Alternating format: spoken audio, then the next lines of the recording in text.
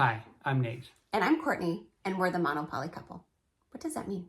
Well, that means to me, as a monogamous person, that I only have romantic feelings for one person. So that person is Courtney, my wife. So I only have romantic feelings for her at one time. That's all I can do. That's the best I can do. And I'm polyamorous, which means I have the capacity to have romantic feelings for more than one person at a time. Now, when we opened up our marriage 2 years ago, we were really struggling to find other couples in our situation that were monogamous and polyamorous. And it was really hard to find. And so we talked about coming together and providing a resource where people who are interested in monogamous polyamorous relationships or find themselves in monogamous polyamorous relationships have a place to come to be educated, inspired, and emboldened. So if you want to learn more, please subscribe as we begin to talk about this journey. And it has been a journey. It's been a wild ride. How long have we been married? So we've been married almost 20 years now. And during that time, we were mono couple, I guess you would say, for about 17 of those years. And then about 2 years ago, Courtney came to me and asked to open the relationship up, open our marriage up, basically. Yes, which is not actually the belief. A lot of people think that it's the man who typically is wanting to open up a marriage. And what I have found, it's actually a lot of women who have been in long-term relationships and are wanting to open the marriage. Now, that doesn't mean that Nate did anything wrong.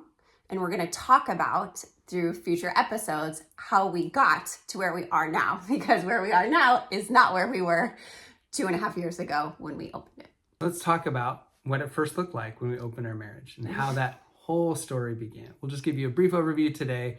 Lots more to come in the future, but we hope you stick with us as we talk more and more about this. And please subscribe, because that's how we build our community. And that's really what we're looking to do, is build a community where people of all relationship orientations feel supported and they can come and ask questions, because we want to share our journey to help encourage others. So, Courtney, do you want to start by telling the story of how we got here?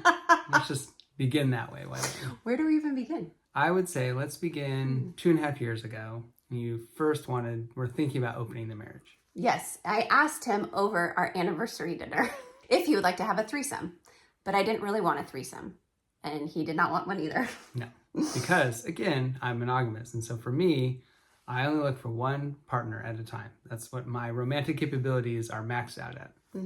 So what did that mean to you though, Courtney? What I found is that for most of my life, because I grew up really religious and we got married young, Nate was 21, I was 22.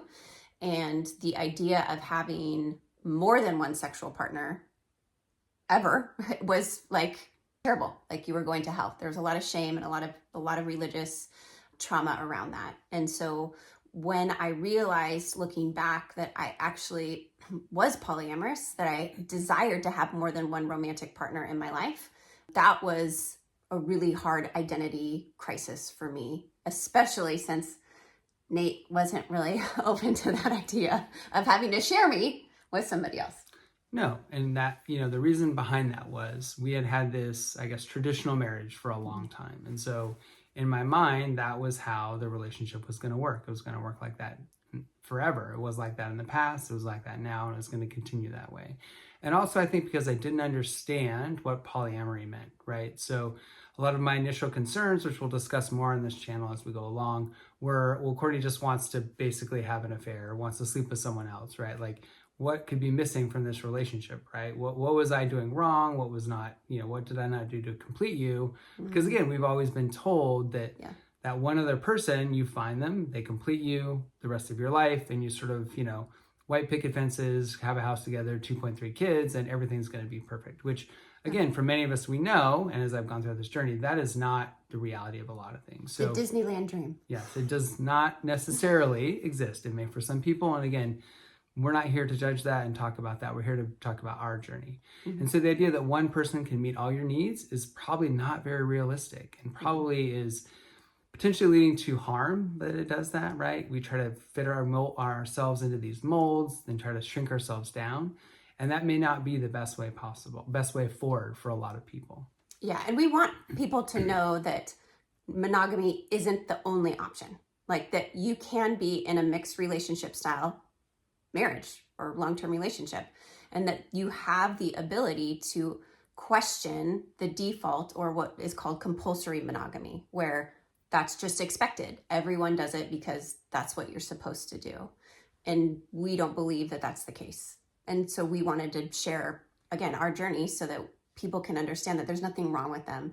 And that was something I struggled with for a really long time, because I felt that who I was as a polyamorous woman was hurting who Nate was. Because when we said I do almost 20 years ago, the expectation was monogamy for the rest of our life.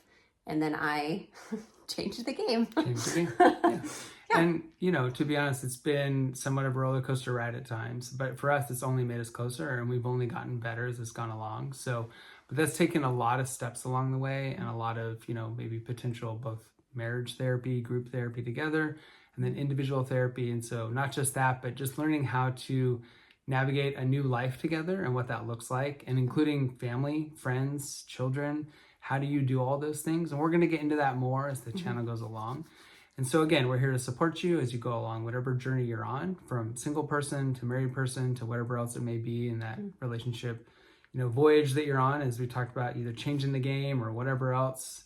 We'll get into the analogy I use later on eventually on that Courtney's sort of, we're building a boat, and what that means in terms of me sort of along for this ride as she, at least initially, kind of created this new life for us. And again, we're on it together. We've always been on it together, but at times it hasn't always felt that way. So we are so excited for you to join us and to follow us. And we really hope that you see yourself in our journey, because that is one of the biggest things, reasons why we're doing this.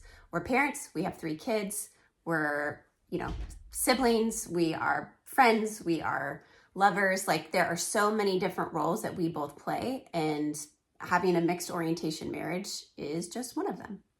So if you want to subscribe, again, like we asked, please do. It helps to grow the channel. Please put comments in the questions below. We'll also include our Instagram information as well, especially for Courtney, and then information on the book that Courtney has written before, and we'll talk more about as we go forward, the books that she's writing. So please join us as we go along this journey together. And again, we're the Mono Poly couple. We are. So thank you for joining us. Can't stop, won't stop. Can't stop, won't stop.